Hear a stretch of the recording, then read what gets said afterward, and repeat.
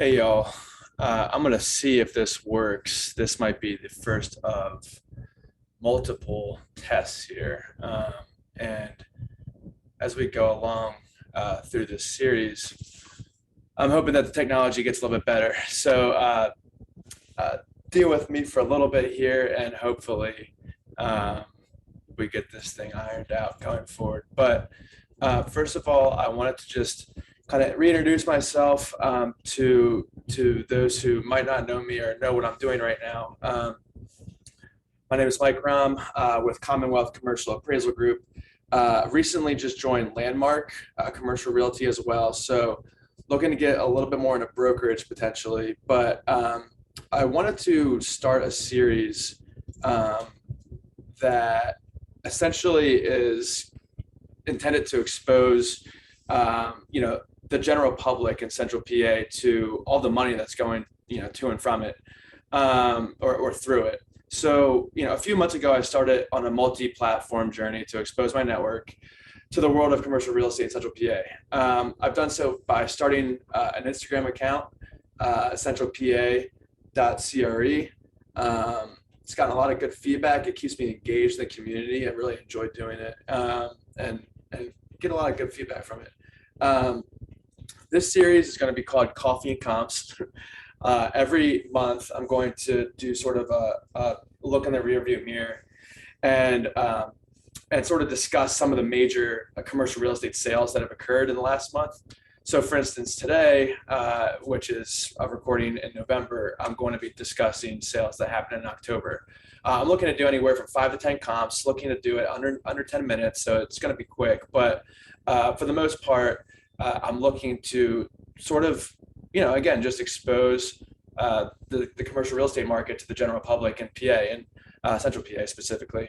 I want to use it as a platform for education. I want to use it as a platform for questions to be asked, and potentially draw back the curtain a little bit to those that might be interested in getting into the field. Um, Bottom line is, it's also helped me out because it's given me a little kick in the pants to dig a little bit deeper into some of these sales. So if you have any comments or questions, you can email me at mrom@commonwealthappraiser.com or mrom@landmarkcr.com. So right now I'm going to share my screen, and I'm going to be going through a list of about 7 sales that I believe are have been some of the most valuable or important sales or relevant sales in the last month or so. And I apologize if my audio was bad going previously. But anyways, so the first one here is the property that a lot of people are probably very familiar with. This is the Sheridan on Lindell Road. It's at the intersection essentially of Lindell Road and what's it called? I-283. It's also really close to US 322. The Eisenhower interchange is also very close to US 76. What else is it nearby? Oh, everybody knows Chick-fil-A. It's right across the street from the Chick-fil-A. So this hotel was sold for $20 million in November. And it closed November. It was supposed to be October. Anyways, I guess that was through various different sources, deeds get recorded or sale dates get recorded differently. So, it very well might have been signed, the deed did, in October. And then, for instance, public record might record it as being in November. Anyways, so I think an interesting part about this sale is that in 2008, it sold for over $30 million. And that shows that there's been somewhere around a 33% decrease in value. Now, the hotel market is obviously been stricken by COVID-19. It has to be nuanced a little bit, though, because the limited service hotels probably haven't been hit as bad.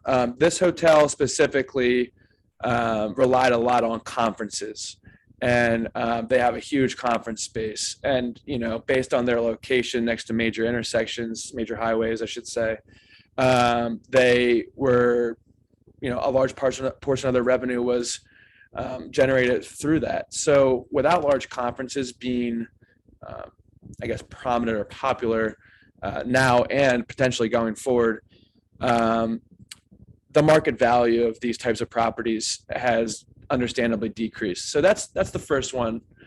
The second one is a property on Front Street in Harrisburg, and this is another one that people are probably pretty familiar with if you've ever been in the Harrisburg area. This is Char's, the formerly Char's, what's it called, mansion, Char's Tracy mansion, and it was originally purchased somewhere back in 2012 for like $500,000. They put a ton of money into it. Char announced that she was going to close her doors, I think probably about a year or two ago. And then this property has since traded to the person who owns the balance of this property. So interestingly enough, this property is a condominium. It's made up of about 11 or 12 different condos. And again, condo is an ownership type. It's not, condo should not suggest that there are apartment units, because in fact, the rest of the building is essentially vacant office space. It's in pretty poor condition, or at least it was a year ago when I walked through it. So I'm not entirely sure what the plans are for this space. I can't imagine that the restaurant will change. I'm sure they'll just try to find another operator, but we'll be looking forward to that. The third one is a property that we're actually familiar with. We were, we were involved in the financing, not the financing transaction. I should say we were representing the owner in establishing a reasonable sales price for this property, for this exact deal. So a little bit of background in this is that it was the first real Class A apartment complex developed in New York for quite a while. I would probably estimate over 50 years. And it was essentially a group of local philanthropists who wanted to essentially revitalize the downtown corridor, and sort of prove that there was a market for Class A apartments in New York. I think they did a pretty good job. Rents range from approximately $1,000 to $1,500. I think there's probably room to grow there as well, because look at these units; they're pretty nice. Anyways, the buyer is Derek Dilks. Derek's been on a tear recently, and I'm proud to call him a good friend as well. So happy to see him getting a good asset here. In fact, he owns a property right across the street, which is referred to as the Pullman Building. So he has a really nice assemblage going on here. This property is similar to the previous one we discussed. It's actually a condominium. And the condominium includes, I believe, 38 total units, 38 total condominiums. The subject of this transaction was 36 of those. So it didn't include a large office space, which is currently leased to Warehouse, which is formerly a division of Kinsley. It didn't include that, and it didn't include some parking. So for the most part, it was, it was 35 residential units and one commercial unit. The one commercial unit being a restaurant on the first floor. So the in-place cap rate was about 5.7%. In the Central PA, we're seeing cap rates for in-place income, generally being below 6% at this point. The previous condominium agreement was a large reason why the sellers actually ended up wanting to sell this property. So the Powder Mill Foundation was formulated through, again, philanthropists, one of them being heirs to the Gladfelder regime, if you will.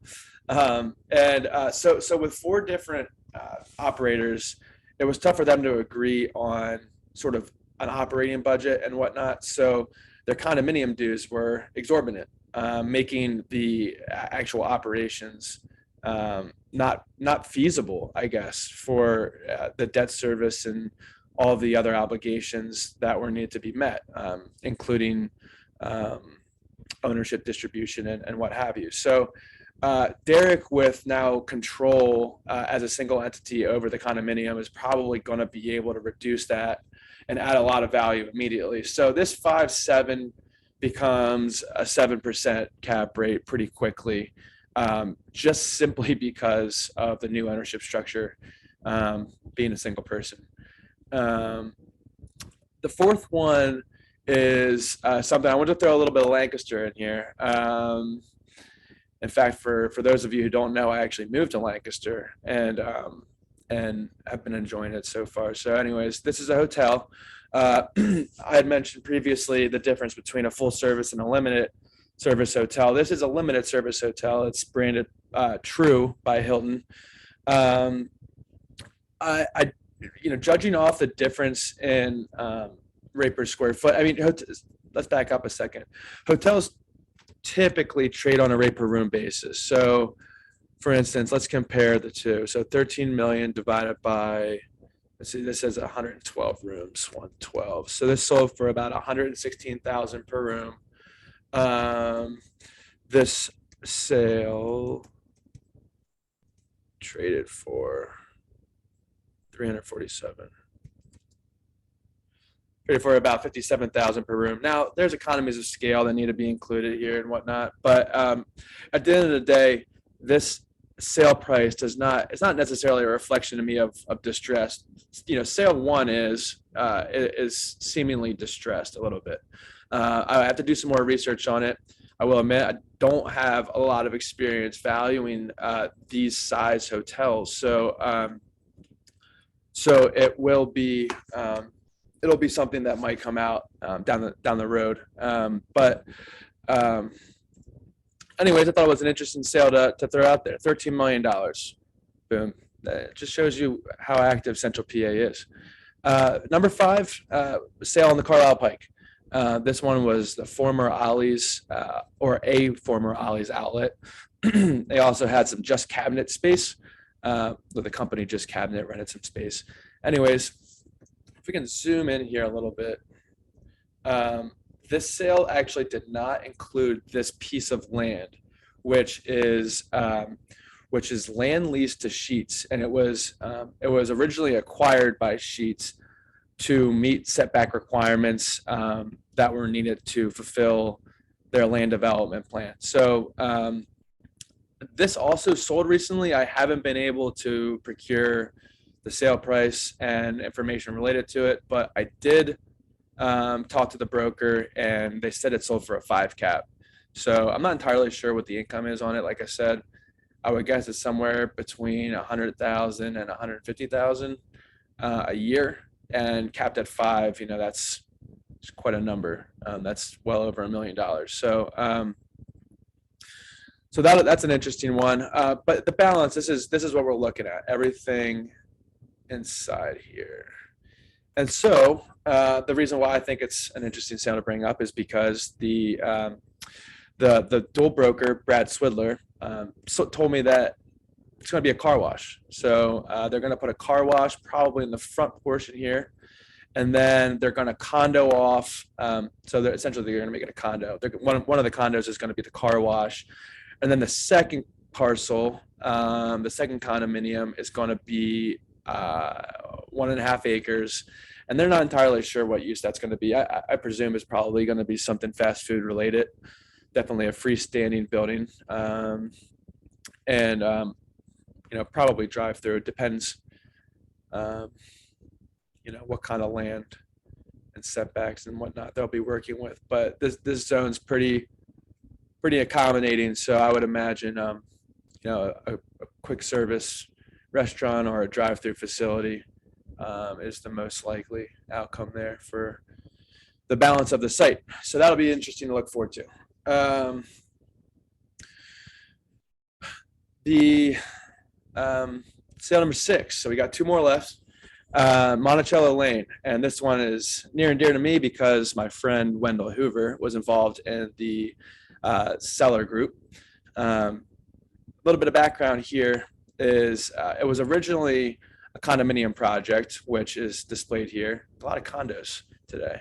And they individually were selling off a few of them. So originally it was a 36 unit condominium, and so the portfolio that was sold was 21 units. So what did they sell? They sold 15 of them about 10 years ago, and then since then have been holding on to this portfolio of 21 units. Well, cap rate compression has been incredibly high, and rents are going through the roof.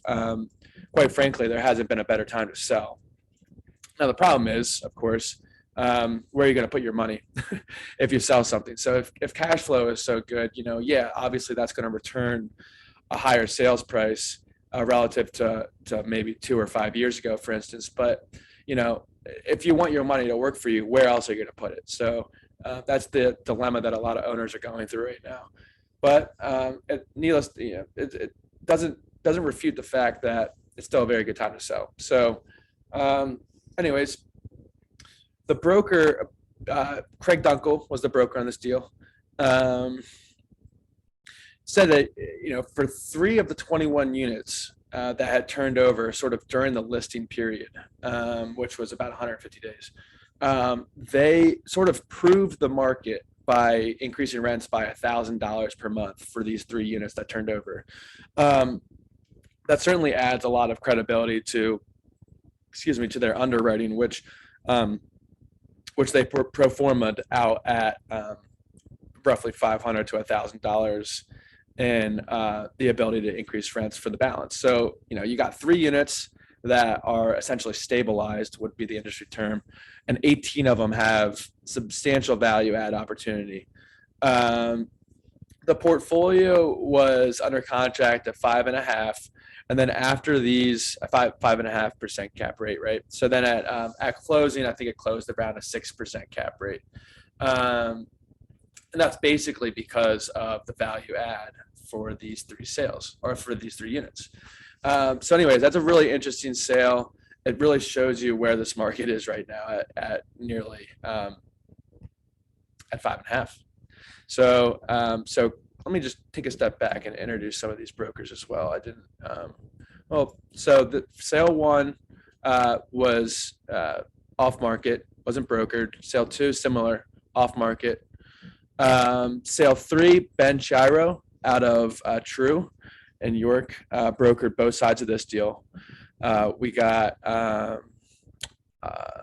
no broker on this deal, as far as I remember.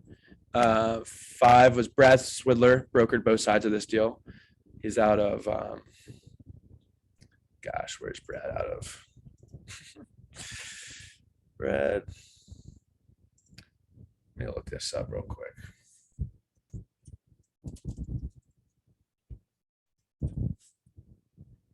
Lee and Associates, apologize, Brad. Lee and Associates, good group of guys over there for sure. So, and the last sale here is a huge land sale, actually, and it's a really interesting one to me. It's got a lot of history, and I'm not going to go through it all necessarily, but for all intents and purposes, it was purchased in early 2021 for about $505,000. And it was purchased in conjunction with what's known as the World Trade buildings down here. These buildings are a mixed use office project that, I don't know, might have started about 10 years ago. It wasn't completed. The redevelopment authority came in. Long story short, the redevelopment authority or maybe bankruptcy court, either way, somebody was trying to get it off their books, quite frankly. And so a buyer came in and purchased both of these assets at the same time. He basically said, with all the headaches that I'm going to get here, can you give me something that cash flows and sweetens the deal a little bit? Anyways, it had some environmental remediation issues. It was actually, in terms of the 505 sale price, is actually a little bit misleading because that was actually an allocation for accounting purposes. So after remediation, the broker, Craig Dunkel, did say that, the land might have been worth between $5 and $8 million, or something. I shouldn't necessarily put a number on it. It was significantly more than $500,000 because, as you can see here, it sold for $12.8 million later in the year. I mean, nothing substantially different happened to the property between the time it was acquired and the time it sold. So it really was an accounting manipulation than anything else. And so basically, this property is unique in that there are 4 land leases. You can think of it as like quadrants: one here, one here, one here, one here. And there's about 5 acres of excess land down here, excess and or surplus, depending on how you're looking at it. The in-place income produced a cap rate of about 6%. And that acknowledges some value add opportunity with the ability to land lease the balance and or develop it, right? So this is a really interesting deal. It's not, as you can see, it's not developed with anything. So it wasn't as if it was just raw land that sold for $12 million, which is about $600,000 an acre. It's a real interesting one to look out for, though, because there's so much demand for this kind of stuff. So quite frankly, I'm not entirely familiar with the terms of the agreement, but if these or the terms of the leases, I should say, but if these land leases expire, for instance, it's still going to be a viable redevelopment site for, call it 500,000 square foot warehouse or something like that. So I could totally see that happening in the future. That's all I got. Again, as we go on and get a little bit better at recording these, hopefully the technology gets a little bit better, and looking to do some interviews potentially and, go over these with a broker. But hopefully some of these sales spark some interest in somebody out there, and looking forward to talking with anybody about any of these sales. So if we could ever be of any help, again, let me know. Mike Emram at Commonwealth Commercial Appraisal Group, or Emram at landmarkcr.com. I appreciate you guys tuning in, and have a great evening.